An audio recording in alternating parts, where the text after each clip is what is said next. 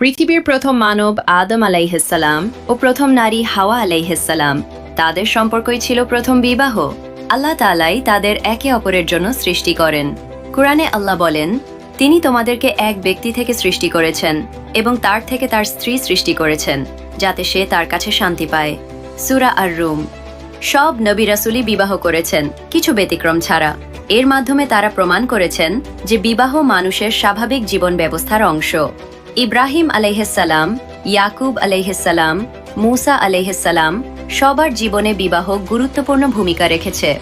ইসলামের ইতিহাসে বিবাহের সর্বোত্তম উদাহরণ হল নবী মুহাম্মদ সাল্লাল্লাহু আলাইহি ওয়াসাল্লামের জীবন। তিনি বলেন, নিকাহ আমার সুন্নাহ, মার সুন্নাহ। যে আমার সুন্নাহ থেকে মুখ ফিরিয়ে নেয় সে আমার উম্মতের অন্তর্ভুক্ত নয়। ইবনে মাজাহ। তার প্রথম বিবাহ ছিল হযরত খাদিজা রাদিয়াল্লাহু আনহার সাথে।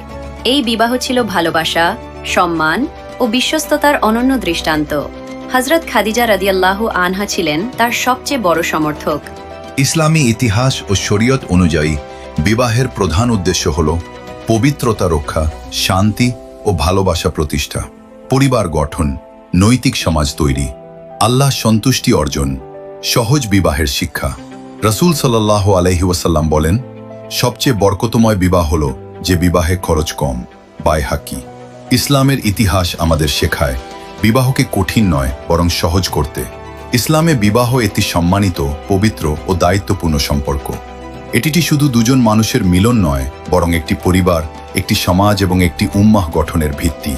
ইসলামী ইতিহাসের আলোকে বিবাহ আল্লাহর পক্ষ থেকে দেওয়া এক মহান নিয়ামত।